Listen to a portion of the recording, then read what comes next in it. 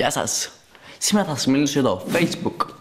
Αυτό που χρησιμοποιούμε οι πιο πολλοί από εμάς και το έχουμε ψηλό ξεφτυλίσει. Πρώτα απ' όλα θα αρχίσω με τα status. Βλέπω κάποια άτομα που γράφουν κάτι, το πατάνε like σε αυτό, μετά γράφουν και ένα σχόλιο από κάτω και πατάνε like στο σχόλιο. Με ποια λογική το κάνετε αυτό, δηλαδή δεν το καταλαβαίνω. Όχι.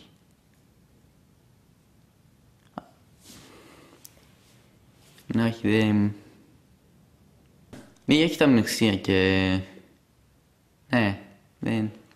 Και το πιο τραγικό είναι πως τα πιο πολλά status είναι copy-paste. Δηλαδή κάτι το ξεχωριστό δεν βλέπεις πια στο Facebook. Γράφει ένα ανέκδοτο, ας πούμε, γελάς και μετά το βλέπεις παντού, το έχουν βάλει όλοι. Πολύ μαλακιά.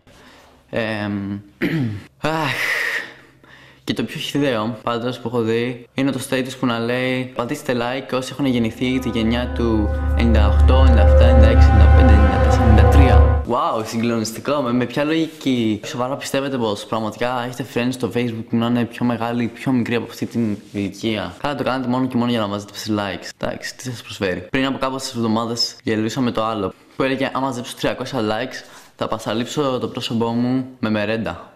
Wow. Μα πόσο χαζό, δηλαδή, πραγματικά. Εγώ το έκανα. Καλά, ναι. Πάω να λουστώ τώρα, ναι.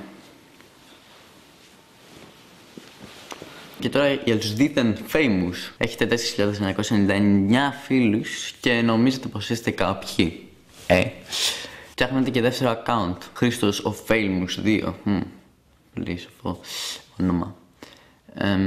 Δηλαδή, ναι, έχω 5.000 φίλους. Wow, συγκλονιστικά. Έχω προσέξει επίσης ότι σχεδόν σε όλες τις φωτογραφίες οι κοπέλες φαίνονται τόσο ωραίες. Τόσο ωραίες. 2 κιλά make-up και Photoshop, ενώ στην πραγματικότητα... Καλά, ναι, εντάξει. Πέρα από αυτό, το πιο σπαστικό είναι που βάζουν κάθε 5 λεπτά τη φωτογραφία τους στο προφίλ και, ξέρεις, share, τι κάνουν share. Και γράφουνε likes μέσα. Το βλέπω συχνά αυτό.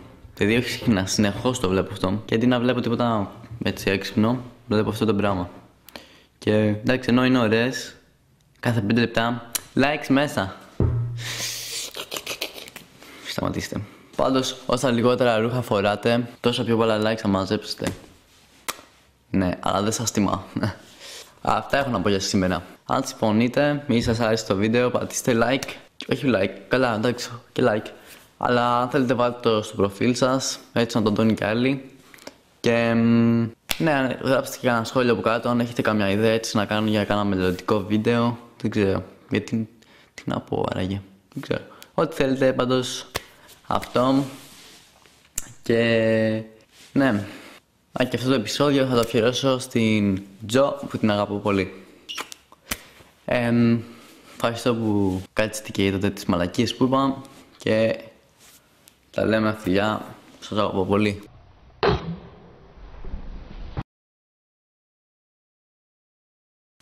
Peace and love.